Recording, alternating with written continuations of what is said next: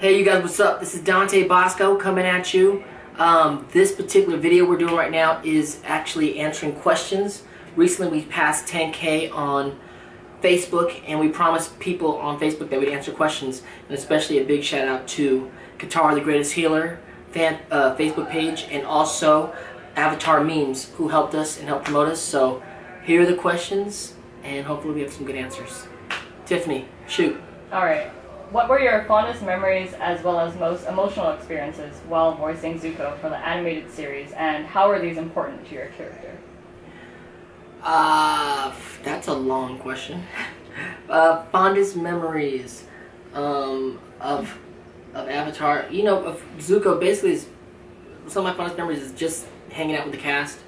May and Jack, Gray, Mako, Dee, and you know, and also Mike and Brian and Andre Romano. So it's the memories as an actor is really kind of just spending your afternoons with these great artists and laughing and being a part of that whole experience.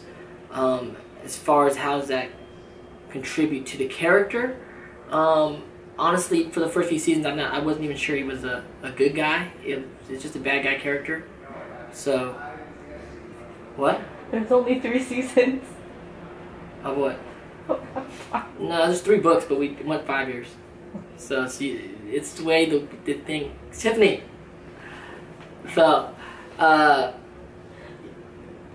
as far as the character goes, as far as you know, I don't know. We just didn't know what happened. It turns out it all worked out great for the character because we became really good friends, the whole cast, and so it was great that the characters became friends on screen too. Alright, we've seen the awesome reading you did as Zuko for a few pages of the comics. Would you ever consider returning to your character in order to create voiceovers if they ever choose to release them in a motion comic format? Yes, of course. To go back and do Zuko's voice would be awesome. You know, I was hoping, like a lot of people, that they would go and do a spin-off about, of course, Zuko's mom's journey. But I was so delighted to read all about it in the comics. Who knows if they ever revisit the original gang. I'm sure a bunch of us would be around to help voice it. Alright, what was your initial reaction when you were called back to play Iroh in Legend of Korra? Were you surprised that Avatar: The Last Airbender was getting a sequel? First, the surprise that there's a sequel to Avatar. Definitely not surprised. It's been the biggest hit on Nickelodeon since SpongeBob SquarePants. So, you know, it's a franchisable idea, and it's a brilliant, beautiful show. So to me, it's always been like the new Star Wars. So, are you ever surprised that there's going to be another Star Wars movie? Never. Or Star Wars cartoon, or anything that comes out of Star Wars. So I'll probably never be surprised that anything else comes out of Avatar, just because it's that strong of a product.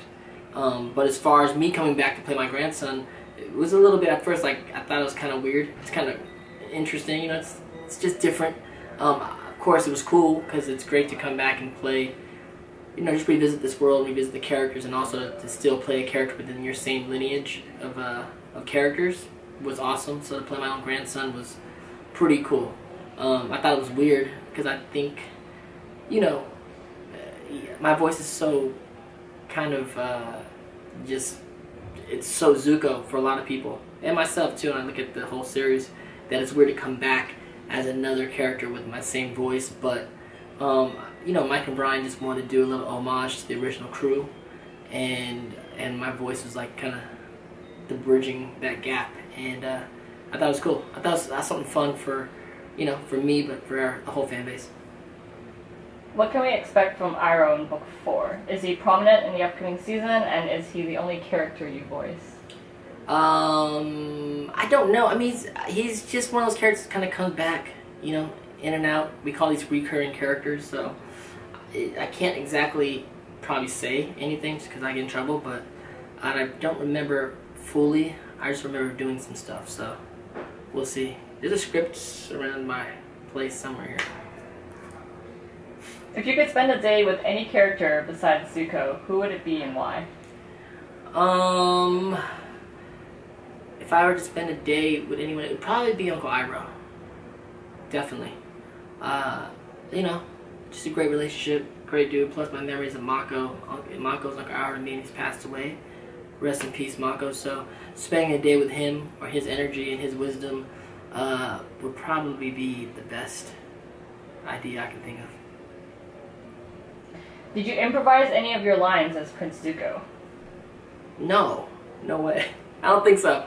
Definitely not. The people who are improvising, I believe Jack DeSena improvised a bit. When I see PJ, who plays Boylan, he's improvised. But they're funny, you know, they're doing like funny stuff. I don't recall improvising much, if anything, during Avatar. I would improvise a lot during Jake Long, The American Dragon, because that's really more in my wheelhouse of like improv world as far as hip-hop and urban kind of thing. But Prince of the Fire Nation improv, I kind of stuck to the script on that. In your opinion, who did Zuko have a greater bromance with, Aang or Sokka? What sorts of activities could you see them doing together as they got older, and does this reflect your real-life relationship with the voice actors? Yeah, I could see. I think Zuko and Sokka were like definitely bromance for sure. I don't know, opposites, fire, water kind of thing. And you know, also opposites where like Zuko's so serious and Sokka's so like, you know, fun, like the clown.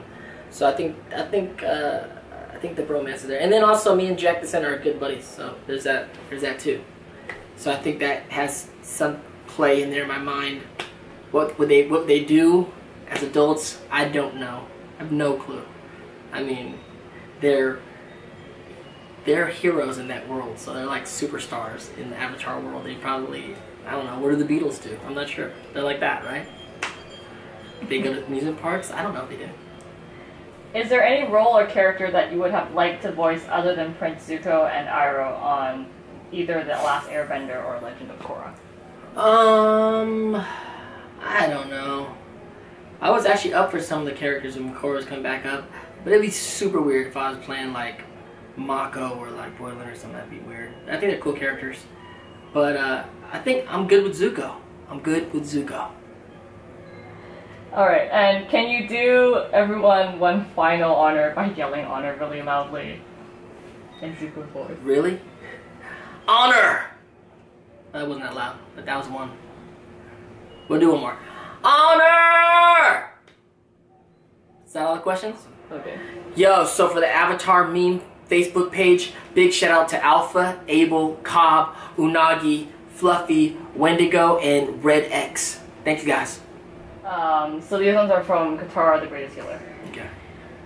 What was your initial response to Avatar when you first started voicing Zuko, and how did it change throughout the seasons? What was my initial response to Zuko? Basically, well, I just thought he was a bad guy. I mean, coming into Avatar for the first time, I just, you know, accepted that this is some kind of punk kind of kid who's angsty and, you know, has a bad hairdo, and he was just the bad guy in the group.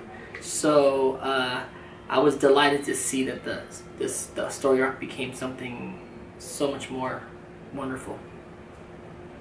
You also played many roles in a lot of movies, including Hook, Hang Loose, Paradise Broken. How is it different from voice acting, and which one do you prefer? This is asked by Denise Losdo.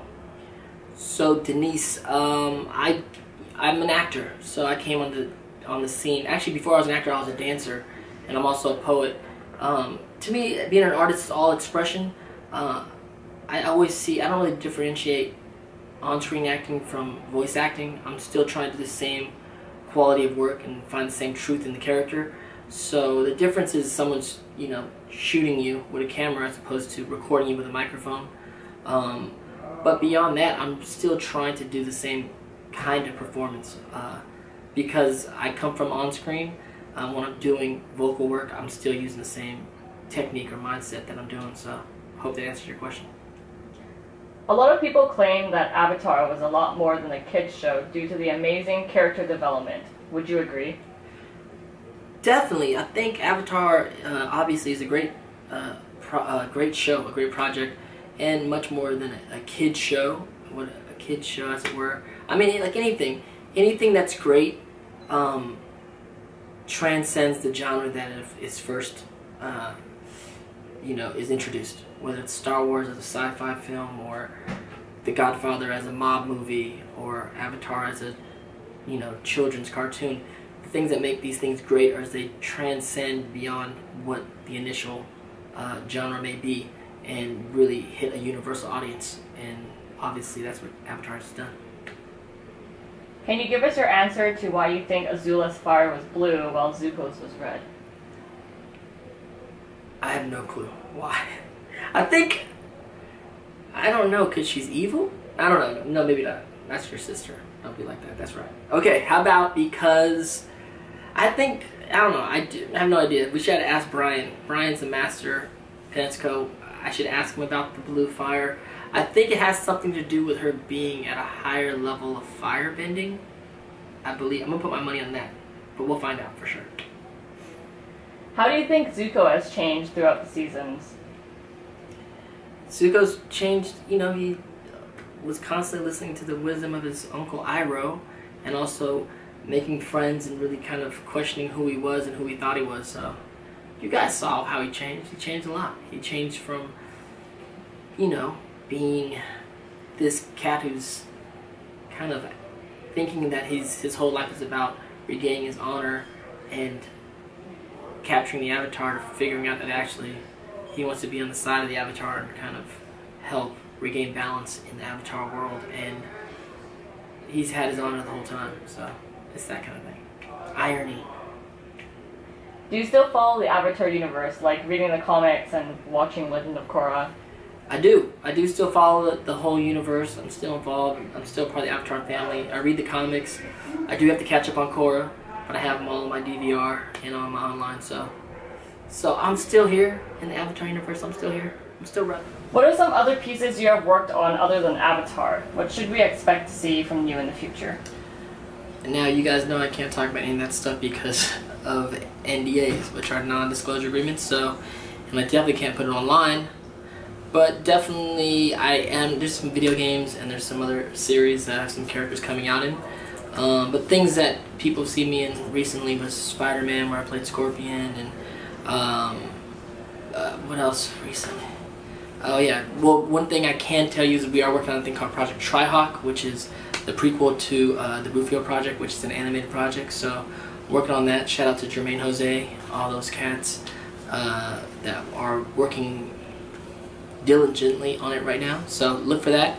You can go to projecttrihawk.com and just see some of the artwork. So we're doing that. What else? Alright, lightning round. Yeah. Which episode was your favorite from Avatar? Favorite episode, any episode with Azula. What was your favorite line from Zuko? I'll save you from the pirates.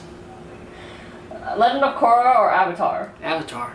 Who is your favorite character other than Zuko? I don't know, Uncle Iroh. Who do you wish Zuko ended up with? I ship Zutara. May's cool. I'm happy he ended up with May, but I ship Zutara. Sorry. Zuko firebending or Zuko sword fighting? Firebending. And have you found your honor? Yes. But I lose it constantly, so I gotta find it again. So, for Qatar is the Greatest Healer Facebook page, big shout out to Flopsy Katara, the owner of the page, The Blind Bandit, you, Ellie Marie, and Xander. Thank you guys. Thank you for all the great questions, and I will see you guys soon.